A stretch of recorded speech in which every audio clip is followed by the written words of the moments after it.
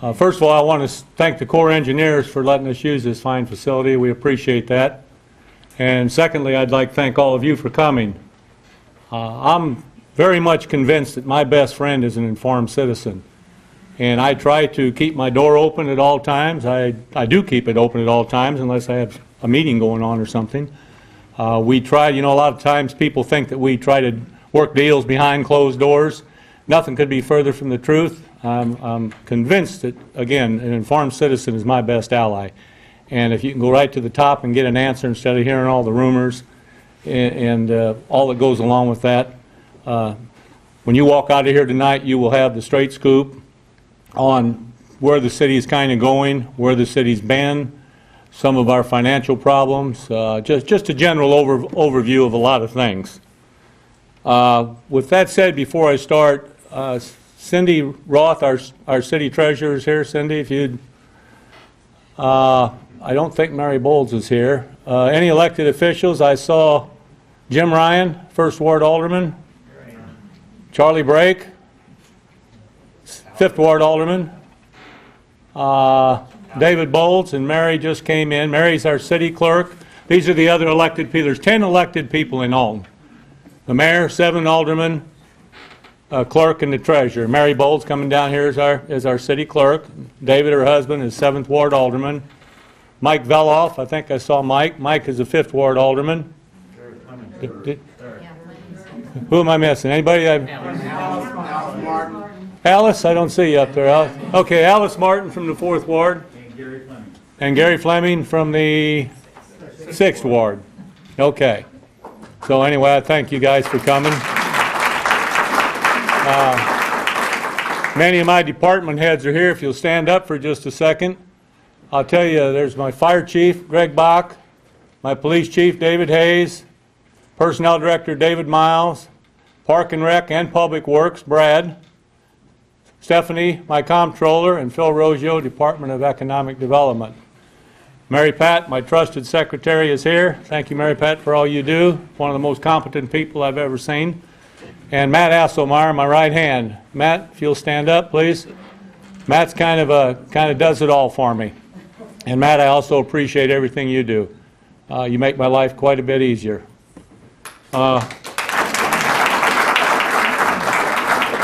With that being said, I'll start with about a month ago, I completed my 2nd year as mayor.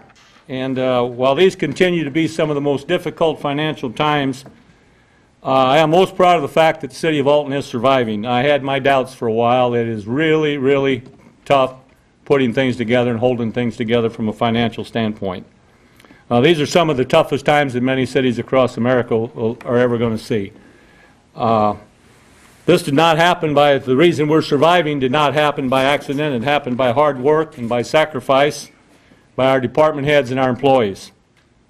We have people in this city government that are doing a whole lot more with a whole lot less, and they're working longer hours just to achieve the standards that our citizens expect. And I appreciate that, again, from these people, because it makes us all look good. The next time you hear someone complain about a government employee, I'd like you to just think of this, people. Sometimes they say they're a drain on the system or non-productive. Nothing could be further from the truth. While we have a few, I'm sure, that just aren't up to the same speed as others, 99% of our people have stepped up to the plate and are maintaining a high level of professionalism, and I certainly appreciate that, and you should as citizens. But tonight what I'm going to give you is a quick overview of our finances, progress, accomplishments, goals, and the general overall condition of the city, and where some of my plans for our future. But 2 years ago when I was elected, I knew I would be facing some extreme difficulties and some decisions and an uphill battle monetarily. I accepted those challenges. Painful and very unpopular decisions have been made to keep our community solvent, but because of those decisions, we are surviving and we are continue to move forward, as we'll address some things that are going on later. Budgeting and allocating finances are more complicated than ever. Financial distributions are uncertain. The economic climate is indecisive. And with fewer resources, it is more important than ever that strong policy and new strategies be put in place to effectively manage the day-to-day operations. The only thing that remains constant is the citizens' demand for services and the public has that right, and we try to fill that the best that we can with what we've got to work with. The budget. If you look up the definition of budget, it's the plan for coordinating revenues and expenditures. Every year, the City of Alton, as required by Illinois state statute, prepares and adopts a new budget. The city's fiscal year starts April 1st and ends March 31st, and Illinois requires that a municipality adopt a new budget within the first quarter of that year. The creation of the budget is not a simple or a quick process. Due to limited financing, the department heads and elected officials must prioritize which items get funded, which ones don't, the amount that has to be included in those items that you can afford to fund. And department heads and I once again started the budget this year by focusing on what we determined to be the best use of your tax dollars and to manage the operations of the city day to day. The importance of your tax dollars and the trust that you have placed in those elected to serve you are what drives this planning process, which is then implemented to ensure that the vital and necessary projects are funded. Using past revenue trends as an indicator of future revenues, we started with a policy-driven budget. As this information is gathered, we try to identify strengths, weaknesses, opportunities, mistakes, possible threats, and new losses of revenues. We try to turn this all around and incorporate it into a positive policy with a strong emphasis placed on the overall condition of the city. We have to continue, like I say, to focus on lost revenues, which are hitting us right and left daily. At this point in time, for the first time since I've been mayor, the state of Illinois now owes us approximately $1 million. Last year we got 13 distributions, which we're supposed to get one a month. We got 13 last year in one year, and this year we've gotten 2 so far. So we're getting close to probably going up to about $1.1 million here if we don't get a payment pretty soon. Reliability on revenue sources must be diversified to handle the ability and to handle the fluctuations of this cash flow. It's bad enough that you're losing revenue, but now when you disrupted your cash flow on top of it, it's very, very difficult to keep your head above water and just to maintain the services that, again, you deserve and expect. But a clearly defined budget is a guideline, and it has several advantages. This type of budget creates a vision for the community in the short term and the long term. It offers a defined direction for my staff and the department heads to follow. You got to know where you want to go if you want to get there. This is where I wanted to start this year. So all of my departments have incorporated a mission statement with the end result being a cohesive organization with all parties working toward a common goal. These goals being citizen safety, confidence in your leadership, and essential services. It is our responsibility on an annual basis to not only allocate funding, but to monitor the performance of that funding. We have to evaluate what did we do right, what did we do wrong. Government as we know it has changed, and it's going to continue to change. A budget, a lot of people used to go back and they'd look at the budget and they'd say, well, here's what we budgeted last year, things are going up, so we're going to budget more next year. Those days are over. You cannot do that anymore. Just because you spend X amount of dollars next year, maybe those dollars aren't going to be there. Maybe there's something more important. So all that has to be taken into consideration. When preparing this budget, the administration had 3 objectives: fiscal restraint, increasing transparency, and implementing resiliency through long-term planning. When I planned this budget last year, I was looking ahead to this year, and this year I'm looking 2 years ahead. You just can't fly by the seat of your pants and every 12 months think you got a new plan in place. You've got to know where you want to be, and I'll get into that a little more later.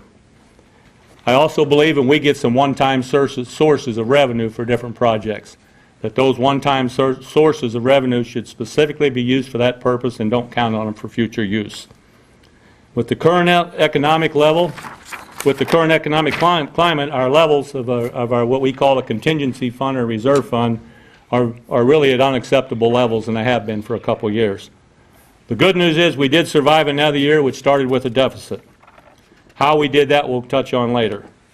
We continued to protect the reserves which we did have on hand and dealt with unexpected financial shortfalls and expenditures.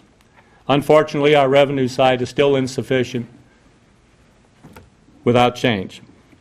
Because of the continued financial actions taken by our city, our Standard & Poor's rating is still an A+. This will prove very beneficial in the future if we wanted to procure new bonds or to refinance old bonds. This generates a considerable savings to the city by having that A+ rating. And that rating was primarily upgraded because of the financial sacrifices and the cuts we made to make our budget look better, and is better. The city continues to find ways to become more efficient with your taxpayer dollars. We work on that constantly. Cindy can tell you, Stephanie can tell you. I'd hate to guess how many hours that the three of us spent this year just trying to make ends meet and figure out how we can hold this all together. While there's more work to do, we have definitely taken positive steps in creating a solid foundation on which we're going to rebuild or start to build on whenever the economy rebounds. A little bit about the city website. Matt has developed a website about 2 years or 3 years ago. About 2 years ago, I think we really kicked up the presence of our website. And just to show you, in May of '09, we had 4,878 unique visitors. And a unique visitor to a website, to those that don't know, is somebody that got on it today for the first time. That computer can tell you that. In 2010, we had 5,656. And so far this year, we've got 7,652, which is a 32% increase. So people do visit your website. The internet just, it's beyond my comprehension. I'm just too old to grasp it the way the younger people do. But it's just such a fascinating tool. In May of '09, total visits to our website, the city website, was 9,878. In May of '11, it's 11,184. So it's a 42% increase. So people are watching what we do. People are looking. People use that internet, and we have a very fine site. If you've never visited, I don't know if there's anything about Alton that you can't find on there. So our Public Works Department, IDOT has overlaid Broadway from Belchick Memorial Highway down to the islands in East Alton. College Avenue from Annex Street to Interstate Methalda was supposed to be repaved this year.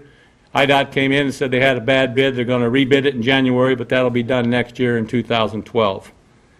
Phase 2 of Fosterburg Road will begin construction in the next few weeks. Ironically, since I wrote this script just 2-3 days ago, the bids came in, and we're going to go to the council with it tomorrow night, and they said they can get on it immediately. So that will go from a half-mile south of Wonderland Drive to Hilltop Auction. It's about $1.5 million project, and it'll consist of curb, gutters, and new storm sewers. The city has applied through IDOT for federal highway funds to complete the next 2 phases of Fosterburg, and award for those funds is hoped later this year. If awarded, construction would begin in 2013. College Avenue will be overlaid in 2014-15 from Washington Avenue to the Circle. We have completed the Brenner Street Sewer Project, which removed a lift station and placed the residents on a gravity feed sewer system. Doesn't sound like much, but this project saves the city thousands of dollars every year in maintenance and replacement costs because you're not dealing with pumps. Instead, nature, just the natural gravity flow of the water takes it away. We have Sewer Maintenance Division has added new equipment, purchase of cameras and sewer line locating devices, which in turn help the city maintain and repair its existing sewer lines. Madison County's community development funds will be provided for the widening and curb construction of Oscar Street from Lawrence to Leonard. People in Milton Hill have never had some of these experiences before, as a lot of people don't know or maybe do know. But Milton was annexed into the city in the 50s, I believe. It was before I was ever an Altonian. But a lot of the areas in Milton do not have sidewalks, do not have curbs, do not have the gutters. So these little improvements, while they're very, very expensive, we continue to hopefully try to plug a little money in over there every year. Our Public Works departments and Public Works employees continue to work through the spring and summer patching, and we don't have much money for overlay, but we're going to put together a capital road plan for next summer. Our fire department is expected. The fire department in Alton has a comprehensive training program that keeps its members current on many training fronts. They cover a wide variety of subject matters such as hazmats, emergency medical care. They have, believe it or not, a fireman in Alton, I think, could tell you where every fire plug in every street is in the city. They have that memorized. It's part of their job. They have confined space rescue, trench rescue, high angle rescue, divers training, river rescue, and that's just to name a few. And these guys are up to speed on all that all the time. They continue training year round. The fire department continues to make its dedication to prevention through a number of services throughout the community. They have a company inspection program that involves a thorough life, safety, and fire inspection of over 1,000 commercial businesses annually.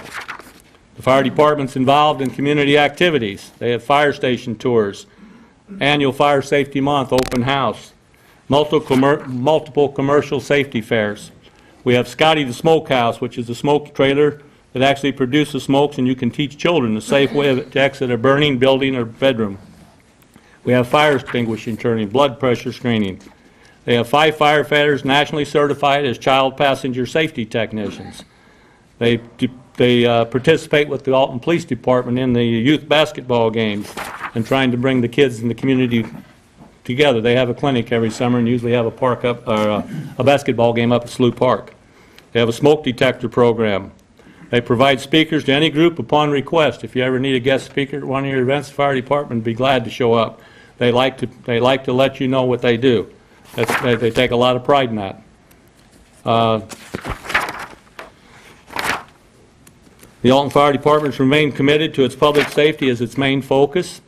They have active members of the Madison County Hazmat Response Team, active members of the Mutual Aid and Box Alarm System of Illinois, technical rescue teams living in and around the River Bend area offer certain unique challenges like the bluffs and the river itself. The caves, the caverns, the cave-in we just had up on the bluffs, all those people are prepared for all those emergencies. That's their job, and they do it very well. Origin and cause teams. This team is activated along with members of the State Fire Marshal and the Police Department to investigate suspicious fires, fires that result in a high dollar loss, and fires that cause fatalities. So as you can see, they're very busy people. With the help building and zoning, the public works, the mayor's office, we have eliminated hundreds of derelict and condemned structures that often fall prey to vandalism and fire. The call volume for structure fires has decreased substantially in the last few years. The fire chief's office is always open and responsive to the needs of the citizens in Alton. And the chief says, please feel free to call him at any time with any questions. And thank you, Chief, for what you do. The police department. Very, very impressive statistics. Again, last year for 2010 was our lowest crime rate in Alton since 1995. Crime rate in Alton in 2010 dropped double digits over 2009. For the first quarter of 2011, our crime rate has dropped another 37%. Our drug arrests are up over 30% because of renewed effort to combat the influx of heroin across the bridge with our counterparts in Missouri. Police Department remains committed to working with our kids. We have cracked down on speeders and cell phone violators in our school zone this year. We have a Project Alert face-to-face drug education program, which kind of took over for the drug program. It is being taught by an Alton police officer assigned to the middle school campus through the entire school year. There's a police officer there every day. And we continue to push Do the Right Thing program that we started in the school system in 2009. Last year, police officers wrote 257 citations for loud stereos and motorcycles while enforcing our new noise ordinance. The quality of life sometimes, if you live along the river road, is almost unbearable. And while we have nothing against motorcycle riders, they do have an obligation, the same as everyone else. If you had a car that sounded like that, you would expect to get a ticket, and bikers beware. But we have worked with them, not against them. They have stepped up to the plate. They wrote the ordinance for us, the motorcycle clubs, and it's getting better, but it's like everything else we do. It's a long haul process, and getting that thought process into the minds of the violators. The police department has instituted a new program called Building Bridges to a Safer Alton. This improves the relationship with all of our citizens, and we're trying to stop the combat of the no snitching phenomenon that exists in some of our neighborhoods. Once again, the police department this year will be sponsoring the National Night Out Kickoff on Monday, August 1st at the amphitheater to bring awareness to crime prevention strategies. Neighborhood watch problem solving meetings have grown citywide now. At one time, we only had those in specific neighborhoods when we were under a grant from the federal government. But now that that grant has expired and we've continued the Weed and Seed program, we go citywide where everybody can be a member and get the information they want. It's very important that you go to those meetings if you have a problem, because we normally have no less than 3 to 4 to 5 police officers at those meetings. You can talk directly with them. They listen to you. They take your complaints. These have led to many major drug arrests. So it's a part of just like an old neighborhood watch program, except It's not just your neighborhood. You can go and tell anybody what your problems are and what you suspect of illegal activity in your neighborhood. Couple things one new thing we had this year is I've been mayor, I've probably had not a lot, but maybe 8 accusations of policemen not acting properly when they make an arrest. So the chief and I always sit down and we follow up on those. Fortunately, none of them have proven true. But to combat that, what we have now, we've installed in every one of our police calls, it's called an orbital 360. From the time that policeman turns on his lights or goes to make an arrest or to chase you, everything he says and does is video and audio. So we have a video of everything that goes on, your actions and his actions both, and we have the audio. Since that has been installed, I haven't had one complaint. When they pull into the back of the police station in what they call the Sally Port, that information is automatically downloaded into a computer. The officer that has been driving that car cannot alter it, he cannot touch it, and it's stored in a file. And we've used it a few times recently, right, Chief? And I thank you for all you do. I'm committed to the environment and to the cool cities. Don Sandage and I talked while Don was still mayor about a cool cities initiative, and Alton, I've said this before, was the first city, I believe, in Madison County to join a cool cities initiative. What we do there, we continue to strive not only to save money on our utility side, but we're more aware of our carbon footprint. The environment is very important. To me, it's very, very important what we leave to our grandchildren. We have reached there's 5 steps to becoming a certified cool city. As of, I think, just yesterday, we have reached the 4th step. So the 5th one is the big one, but we're going to continue, just keep plugging away, and we're going to get there. The government keeps handing down mandates all the time. They came, what they call a regular fluorescent bulb, which you see is called a T12 lamp. Several months ago, I got a notice from the government by year, I'm going to say 2013 or 14, I don't remember. You can no longer have a T12 lamp in a government building. Well, isn't that just dandy when you got tens of thousands of them? So here you've cut off our funding, we've got the state not paying us, and now you want me to do these other installations on energy saving things. So what happened there is we were lucky. Our city hall was new enough that it had already been taken care of. Our police station was new enough that it had been taken care of. Our public works building was our biggest problem. We went to Madison County. They gave us a $50,000 no interest loan. Then we went to a couple organizations and asked for grants. We ended up getting $62,000 in grants. So we got that project done for nothing, but it's all done and all completed, and we're up to speed. We might have a few lamps around town anymore, but we're already ahead of the curve again. That's what I say, during these tough times, you still got to figure out ways to get these things done. The city helped Alton Senior Services Plus and Alton Township in procuring energy efficient block grant funds, and they had new window replacements at their facility to save energy cost. Our Cool City Committee has met with the Edwardsville Cool City Committee. They were number 2, I think, in the county to sign on, to share information. We assisted ride finders, and we have assisted with parking solutions where people can carpool to work. We just did another one as late as last week with the chief up at the firehouse. We assisted in carpooling, reduced traffic emissions. We've toured the green housing project that the Marcy construction people built in Jerseyville to see what we can maybe do to build more and better greenhouses in Alton as we go into the future. We have drafted a climate action plan, which is kind of complicated, but my door is always open if you ever want more information on that. Your best result is the Sierra Club, but we do have a copy of the climate action plan in my office. We hired an energy consultant, as everybody knows, 2 years ago when I got here. Dale Kelly's his name, and I'm happy to say that our electrical costs today are over $400,000 cheaper per year than they were 2 years ago. These are the kind of things you have to do to survive. All of our energy so far have been in power procurement, which Dale has gone after, and he's just about done all he can do in that realm of that aspect of power procurement. Our next goal now is we're going to see our usage. How are we using it wrong? What can we do more efficiently? Gordon Moore Park is a huge energy hog with those big baseball lights on the diamonds and stuff. It's just, but we're attacking each one of the buildings one at a time. We're reevaluating the police station, Gordon Moore Park. We're trying to get updates on everything we do. We have bought 2 hybrid cars. We've applied for an electric car grant. We've had energy audits. We've had the engineers from University of Illinois come down and do these things for free. Ameren partners with them, and Dale Kelly has been a part of that too. So between all these young engineers from the colleges, Ameren, they want you to use less power.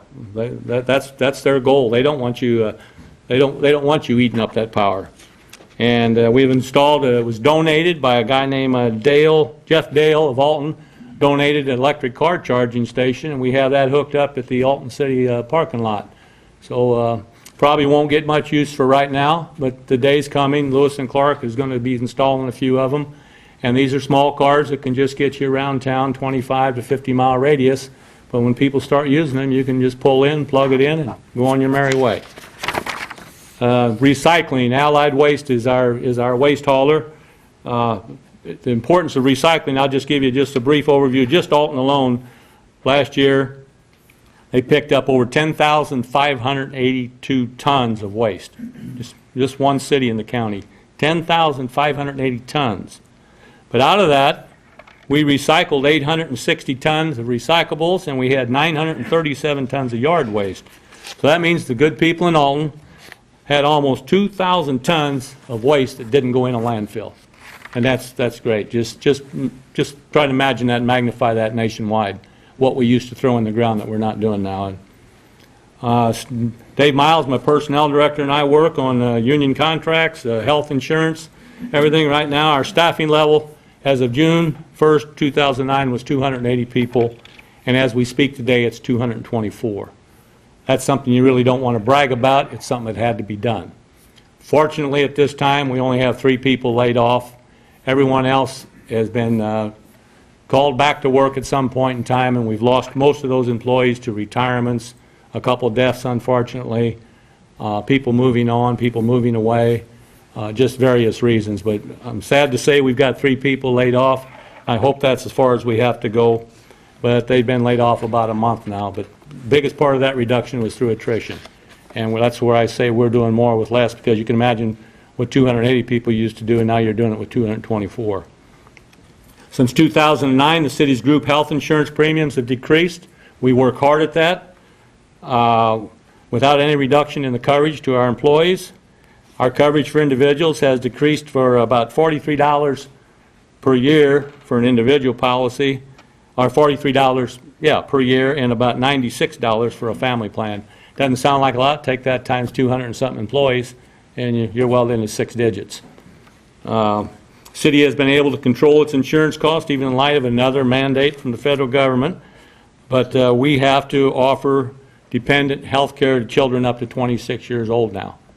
So another cost, another mandate from the government, but there are ties to go with that. You just can't say I've got a 26-year-old. I think they have to be living at home. They have to be a student. There's different things, but it still is a cost. In labor matters, the city successfully negotiated 1-year wage freezes with two of its 5 unions in 2010. Since then, new contracts have been signed with the American Federation of State, County, Municipal Employees Union and the Teamsters Local 525. In April, the city and AFSCME employees reached an agreement where they took a 3-year wage freeze. That's what I mean by looking out. We got to start looking out to our future. We've got to have fixed spending for a certain amount of time. In February, the city and the Teamsters agreed to a 3-year contract with 1% wage increase. And the reason the Teamsters got the 1% and the AFSCME people didn't, we're trying to be fair to everybody. In 2010, we asked the unions to give up a wage freeze, or to take a 1-year wage freeze. The Teamsters and AFSCME did. Teamsters and Fire Department did. The police and AFSCME didn't. So they lost that 3% that year. So we said, we're going to give you back that 3% you lost to keep everybody even at the rate of 1% a year. All my non-union employees went 18 months without a raise. They got a 1% to make up for what they lost. The Illinois Association of Firefighters was the city's other bargaining unit to accept the wage freeze, and these firemen gave up 3.5%. And negotiations are ongoing now with the fire department and the 2 police unions, so we don't know where that's going to go. And due to the fact of negotiations, I can't say much. But I, again, will reiterate that all of my non-union people took an 18-month no raise. Our Park and Recreation Department, what we've done is on the Olin Park, we've got that was a $420,000 project, Olin Park. I would like to comment again, organized labor has stepped up, as everyone knows what they did for Gordon Moore. And the International Brotherhood of Electrical Workers did the wiring, put up the street lights, and did all that labor at Olin Park for free. They donated their time, and we appreciate that. There's a new playground there. There's a basketball court, picnic pavilions, and an asphalt walking trailer. We will recoup $200,000 of that $420,000 cost from the state of Illinois through a renovation grant. We installed a 9-hole beginner disc golf course at Gordon Moore Park last year. We received a $50,000 Pepsi Refresh grant that renovated 4 of the tennis courts at Rock Springs Park. Killian Park and playground will be completed this spring with the addition of new playground equipment for the kids. Summer concerts at the Alton Amphitheater continuing. We'll touch more on that later. Gordon Moore, again, volunteer labor, has built new dugouts on the T-ball fields at Diamonds 9 and 10. We will host the Amateur Softball Association State Tournament at Gordon Moore for its 24th consecutive year this year. Madison County Park Enhancement Grants have provided new field lights at Diamond 3, and we've constructed a new storage facility at the Riverfront Park. Most people don't know parks are high maintenance in the summer. Lots and lots of labor. Most of you probably don't know, but Alton has a total of 17 parks. And that's a lot of ground to cover. I think Gordon Moore alone is over 600 acres. So you can imagine that doesn't include the golf courses. We don't maintain those. The Alton Park and Recreation Department will continue its commitment to maintain and to offer to the community the best parks in the Metro East area. Building and Zoning Department, that's where we do all of our, a lot of times you hear you guys aren't doing anything about code violations. Nothing could be further from the truth. Building and liens placed on property. Since I've been mayor, I've placed 542 liens on property for people that didn't come in. What we do is kind of in a nutshell real quick is say you don't cut your grass. We have to take you to court. We have to go through all this baloney. Finally, we go cut it for you. We bill you for that, and we put a lien on your property. So there's going to be a lot of people surprised one of these days when they go to sell. But we've placed 542 liens so far for a value of almost $41,000. Building inspections, last year we did 1,794, issued 2,052 occupancy permits, and issued 5,818 citations for noncompliance to city code. Out of those citations, we sent 863 to court. 2,009 people complied. That's what you hope to get out of this, and the rest are still pending or tied up in the court system. We had new business inspections last year of 138. Electrical, plumbing, and fire inspections totaled 553. That just may not sound like just a bunch of numbers coming out, but keep in mind this totals 9,802 inspections, and this is all accomplished by 5.5 inspectors and 3 secretaries. That's quite an accomplishment when you think of it that way.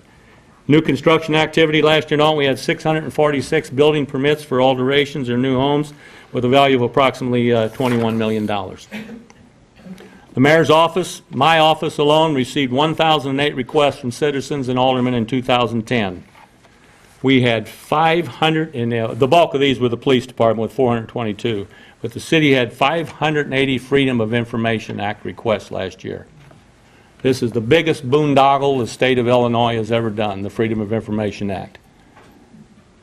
Nobody's trying to withhold information, but the way they've got the perimeter set up of how you have to comply is just completely ludicrous. At this time, we've probably got 6 or 7 hanging out right now. It's expensive, and it's time-consuming, and it's nonsense, most of it.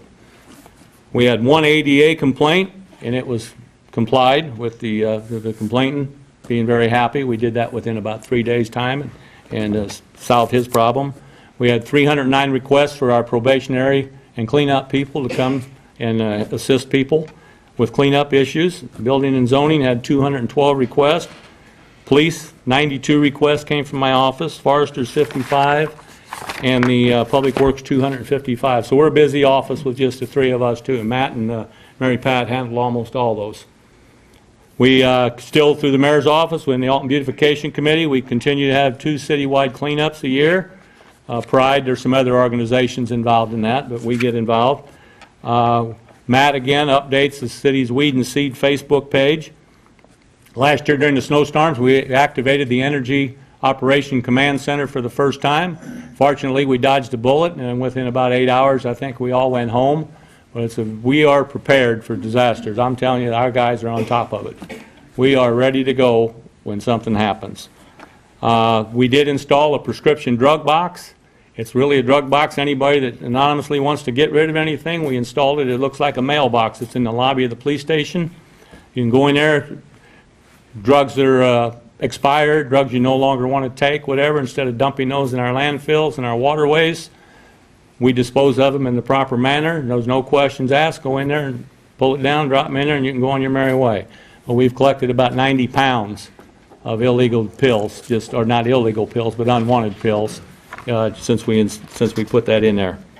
Last year, the city received a Pride Award for Olin Park, and we also received a Pride Award for the volunteers at Dorman Park. This is our 17th year. We've been recognized as a Tree City in USA. We continue to work on our flood memorial and our Bridge West enhancements. We became a member of the Alton Abraham Lincoln Natural Heritage Area last year. What this means is we now can qualify. There's a program out there, I can't, too many issues tonight to get into it, called Looking for Lincoln, but it's a tourism thing. And anyway, we'll make us eligible for some additional tourism grants could possibly come our way. We continue to try in my office to present this budget, which I mentioned before, in an open and fair way. We continue to pursue energy efficient portfolio funds for grants. I talked about the no interest loan from Madison County. We have an energy commission that meets once a month, and these guys are the guys that come up with the ideas of what to do. But as I would like to congratulate these guys, they have a zero budget, so they meet with knowing they have no money to start with. And last year they procured over $189,000 in grants. So that's all money that the taxpayers, you pay it, somebody paying it at some point in time, but it's not on your tax bill the way you we couldn't afford to do these things if we had to put all these things on your tax bill. We are still working with the Postal Department. We're trying to create a Lovejoy stamp. I was appointed, and I'm very proud, last year to the Illinois Municipal League Legislative Committee. What that does, we meet twice a year, and what we do, the IML is the Illinois Municipal League. They're the lobbyists for the cities, just like Ameren has lobbyists, and the unions have lobbyists, and the corporations have lobbyists. The IML lobbies, what am I looking for? And I'm proud to be a member of that. I get to sit in with the big dogs when we decide on what we're going to ask our senators and our representatives to look out for us and watch what they vote for. I get on the internet daily and keep in touch with them to see where we're at. And I'm very proud of that appointment. You might say, how did we overcome? I'm going to have a drink here for a second.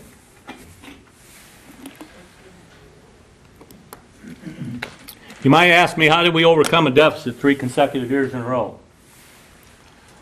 Well, first thing I can tell you, I'm proud to say again, and again I'm going to pat my employees and my department heads on the back.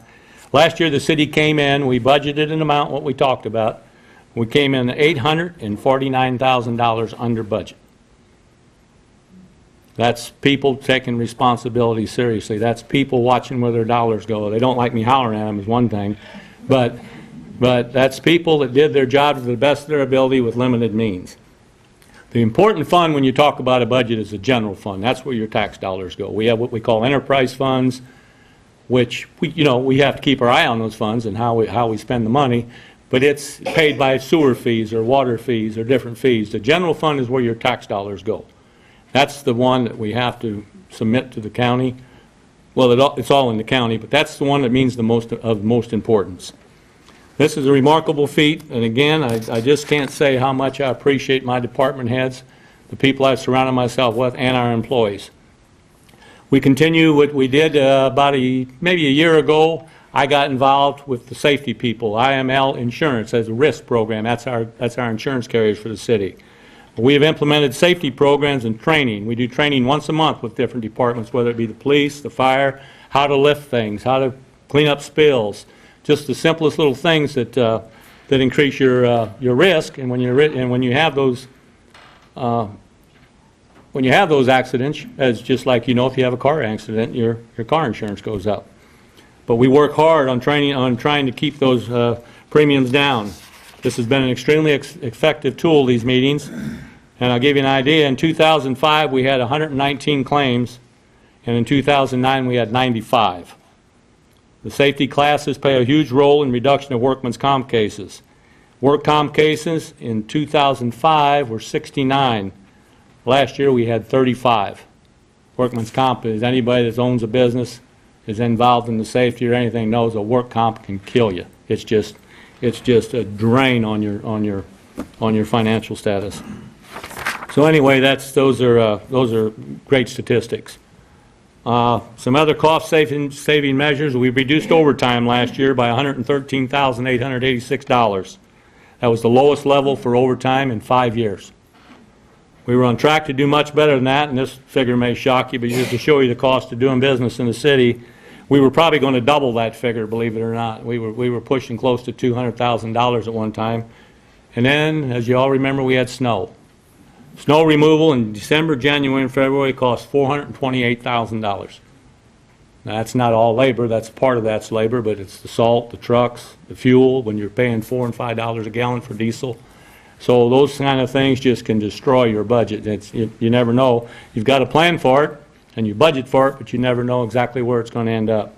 But anyway, with being the lowest in 5 years for overtime is, again, a pat on the back. Unfortunately, like I said earlier, our staffing levels have reduced by 20%. In from 3/31/09 to 3/31/10, our payroll was reduced by 4%, which generated a savings of about $723,000. From 3/31/10 to 3/31/11, our payroll reduced again by 2%. This equated into another $326,000 and some change. When you total these two figures together, we've reduced our payroll by 6% in 2 years, and that's an annual savings of not quite $1,100,000. That's how we're surviving. Without those figures, we would not be surviving, I'm going to tell you. We did offer some of the citizens, employees, an opportunity to bank some of their sick time last year.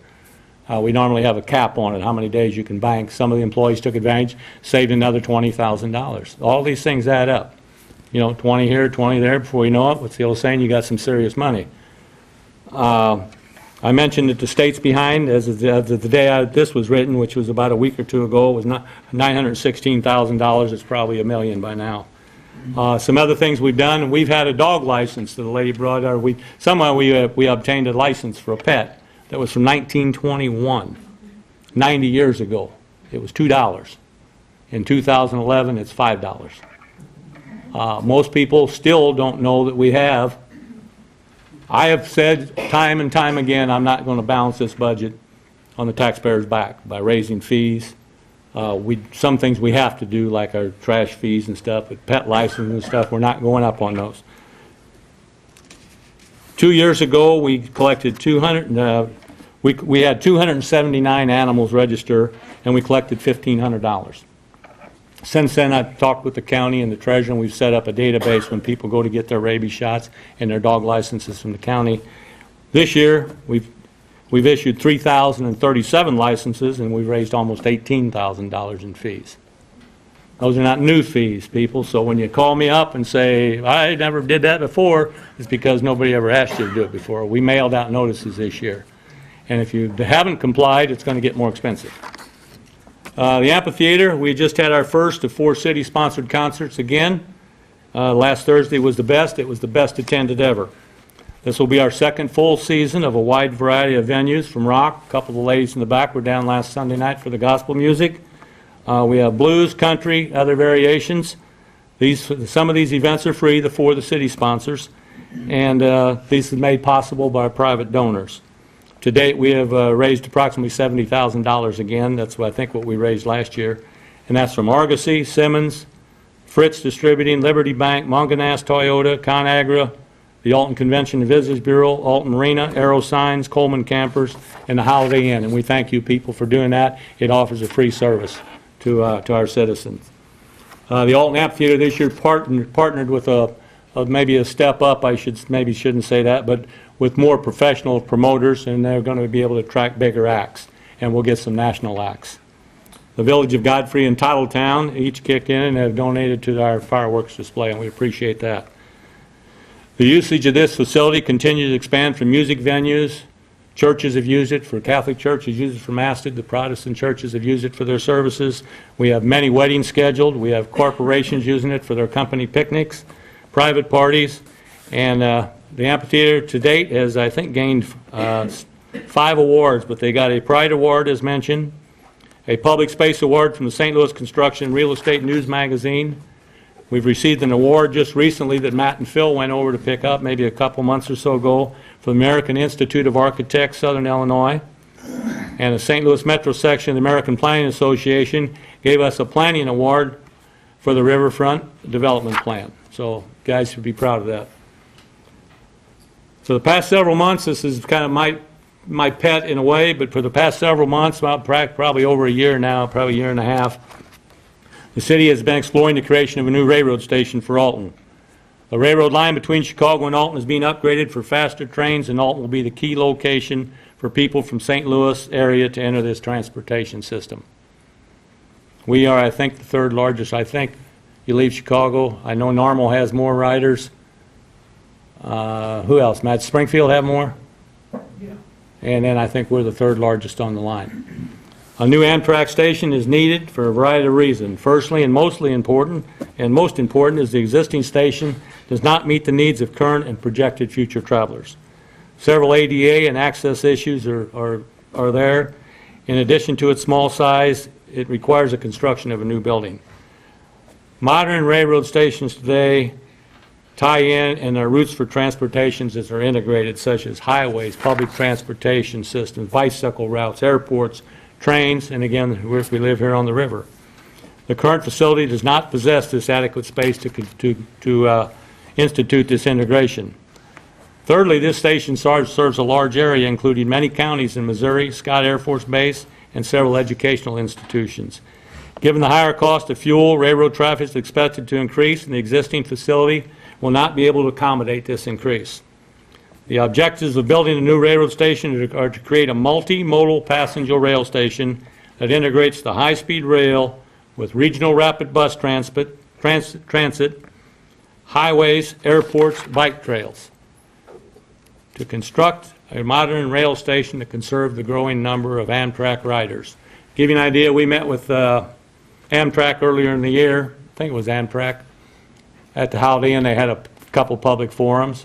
How many people a year do you think travel between St. Louis and Chicago, or Chicago to St. Louis, by rail, bus, driving, taxi cab, some mode of transportation? 8 million. 8 million people a year go between St. Louis and Chicago, or Chicago to St. Louis. That's a staggering figure. They look for that to grow. Ironically, I was in Chicago last September, and I'm meeting with IDOT officials about this. And while I'm waiting in the office for the guy, my phone rings, and it's a guy from Town and Country in West County saying, you guys need a new train station in Alton. Well, all of us people that live over there come to Alton because it saves us about an hour's time going into St. Louis on 40. So just about anything north of 270 and west, we pick up. Most of those people come to Alton to ride the train station. This will provide long and short-term job opportunities in the construction trades and the local businesses through a more efficient transportation system. This increased ease of tourists by providing another way for visitors to explore Alton. We enhance the overall quality of the Alton area by providing a 21st century transportation system. We have been working, Matt and I, ceaselessly on this project for quite some time. We've explored grant opportunities. We've worked with IDOT. We've worked with several engineering companies, architects, and regarding the requirements of a new station. We've talked with other communities to see how they proceeded and how they went along. Matt's going up to Normal. They've got a full day of activities for him, and they worked on their station for 10 years before it's being built now. And they're going to go through the whole process with Matt and take him on a tour of it. So I'm excited to see what kind of information he comes back with. It should be noted the City of Alton has not spent one dime on this project to date. This has all been done with no city funding. A number of institutions and businesses are located in Alton and would directly benefit from the advantages of a new Amtrak station. All the tourist destinations in the Alton area could see increased traffic, and this helps our hotels and our businesses that cater to tourists. Our local educational institutions will have greater access to modes of transportation. In conclusion, the Alton area is fortunate to have sound transportation infrastructure already in place. That's the key. The rail line where we're looking to build is already there. That's our key advantage. We don't have to lay new rail. The Clark Bridge and the many state highways that pass through Alton provide an avenue of transportation for cars, trucks, and other motor vehicles. St. Louis Regional Airport and Lambert Field provide outstanding air transportation. The Mississippi River, that's the original interstate highway, is an excellent way to ship goods. And the 21st century railroad system for both commercial and passengers, I do believe, is needed to complete the well-rounded transportation network. And I think it's going to be an important component of our community. Some other things, just touch on some economic development real quick. Marquette High School, as you know, continues to its fundraising. They have a capital fundraising campaign going. It's moving right along, doing well. Their enrollment continues to rise at a very brisk pace. Next year, I think they're looking for an influx of 117 new freshmen, which is great. They're tuck pointing their building as we speak. They've got plans for new windows around the gym area. So that's good. Your education system is one of the most important components of a city. Alton High School was awarded a U.S. News and World Report, one of the most outstanding schools in the country last year. We had a teacher, I think, came in second or third, I'm not sure, in Teacher of the Year. Tied for first. Tied for first? 3 of them. Oh, they did? Okay, for Teacher of the Year. That's nationwide. So we're doing some great things along there. Education, medical care, and people feel safe, and it is very, very important to a thriving community.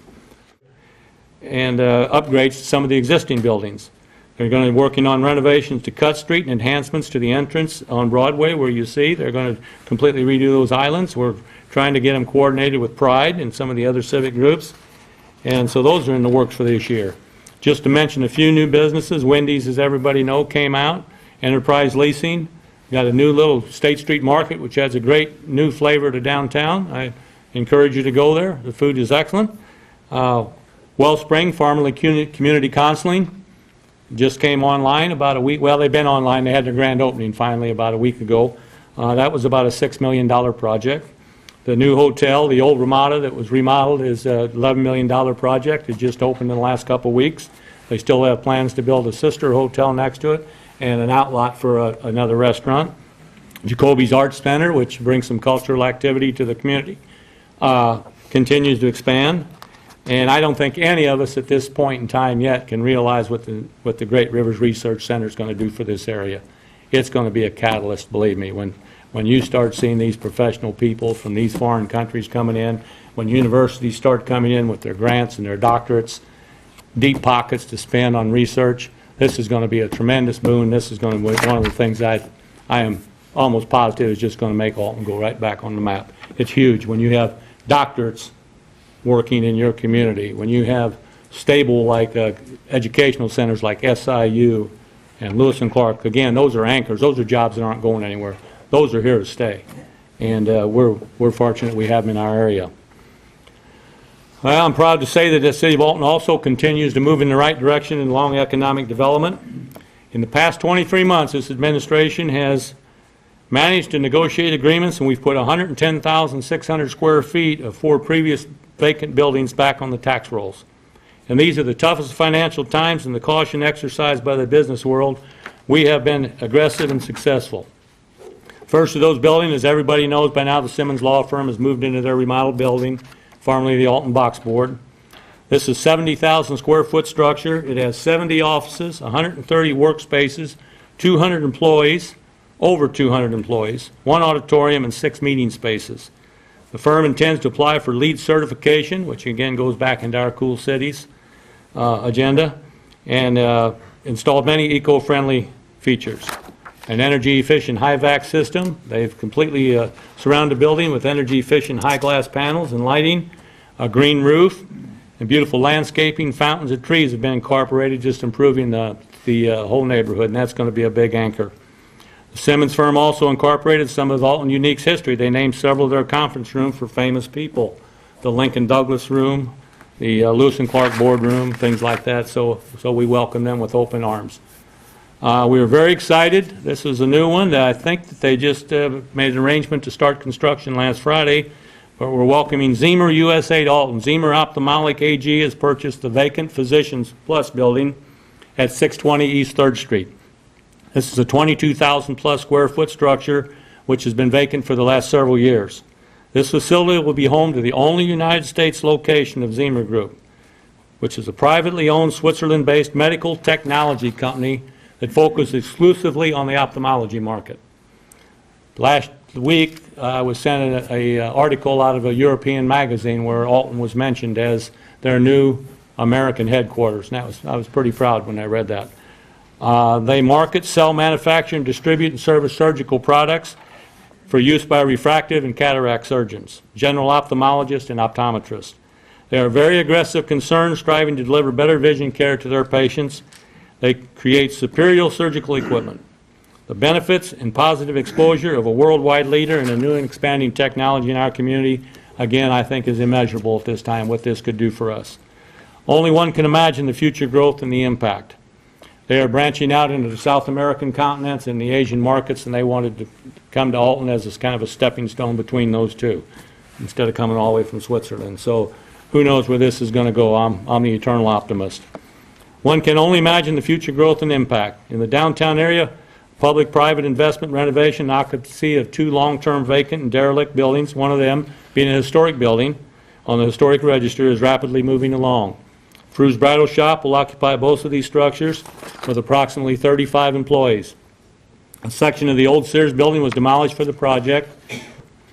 There will be a children's clothing store, Modern Bambini, and a bridal boutique in these buildings. There will also be a unique retail presence they will bring a unique retail and internet presence to downtown Alton to help spur future development.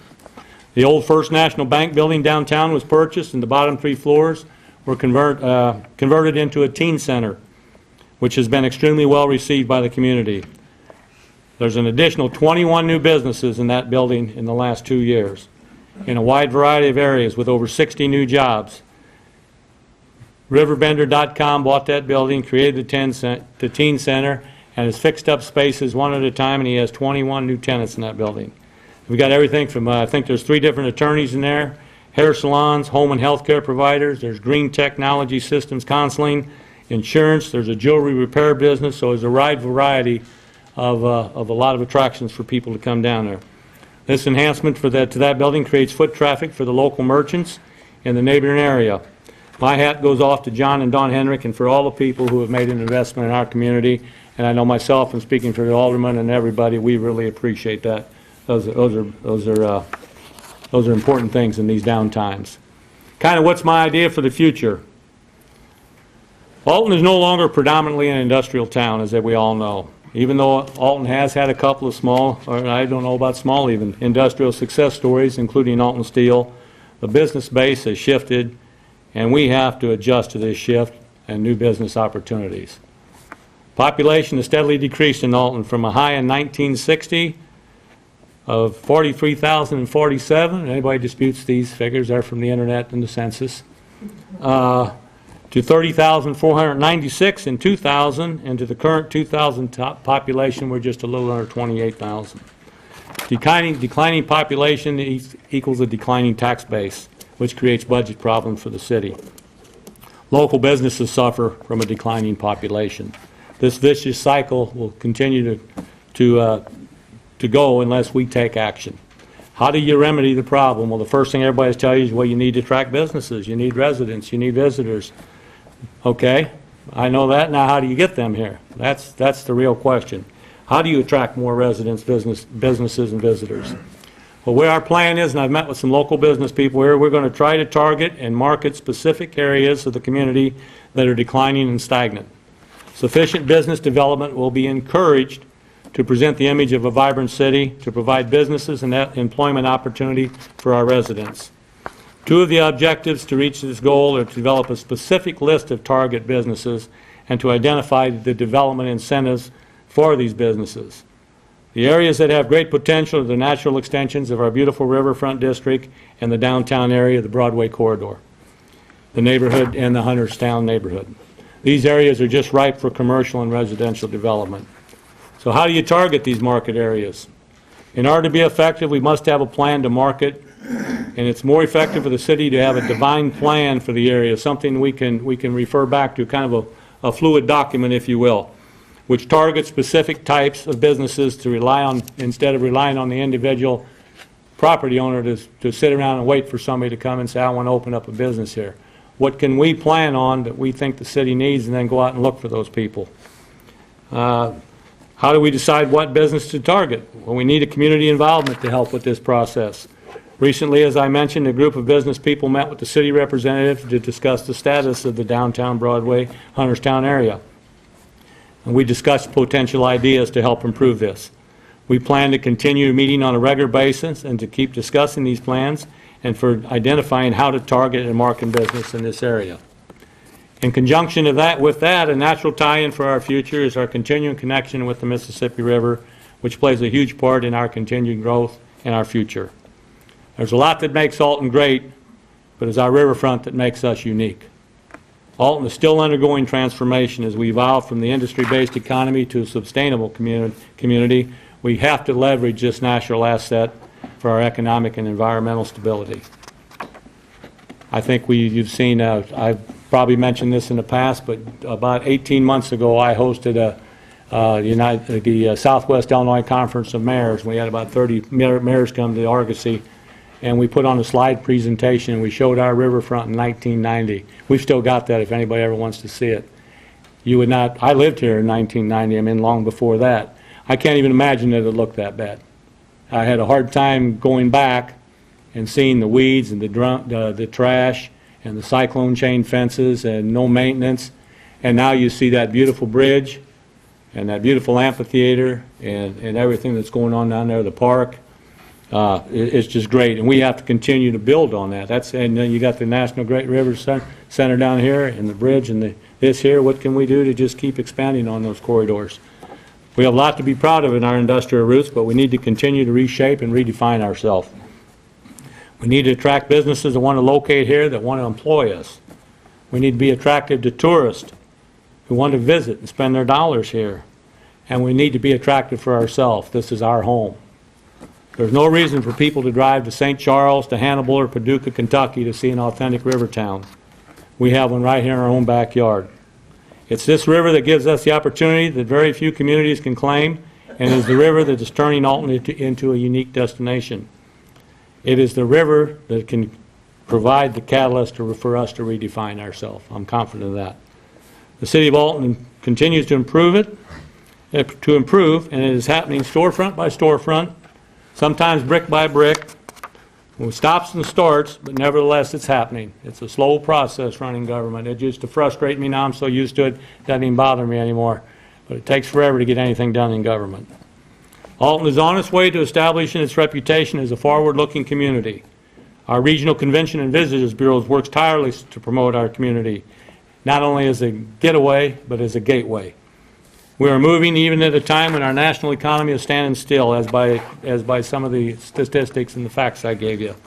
We can use the economy as an excuse, as many people do, but big problems present big opportunities.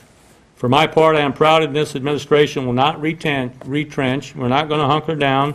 Instead, we're going to continue to assert ourselves by building a vibrant community that puts people to work and makes us a great place to visit and even a better place to live. Unfortunately, and I'll close with this, the one thing that stands out to me is that we're missing. We as Alton citizens, we need to raise our own standards of how we think of ourselves. The lack of pride in some of us and some of our neighborhoods and ourselves. To make good things happen, each of us has to step up. We have to speak up. We need a united front, a common bond, and we need to come together and reaffirm our sense of shared purpose. Fortunately for us, I've been meeting with people that have done just that. They have stepped up to the plate, and they have rolled up their sleeves to help. These are our residents, our business people, our industry leaders, and our property owners. I'm encouraged by the swell of support and interest from the community in transforming Alton into a city that we can all look at with pride. It is this common ground and this unifying vision we will find a shared purpose, and the leverage needed to lay out a roadmap which reassures property owners, business owners, and investors on the move that we are serious about Alton. With everyone pulling in this same direction, we only have one way to go, and that is up. I thank you for the evening. Thank you very much. If anybody has any questions.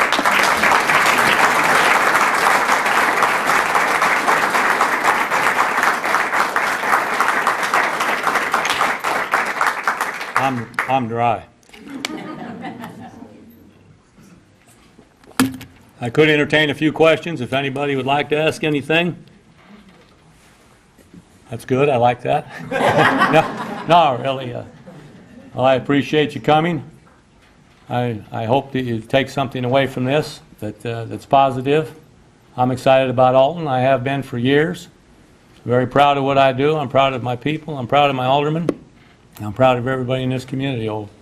So let's pull up our bootstraps and let's get with it. Then let's continue getting down on the right road. Okay? Thank you very much.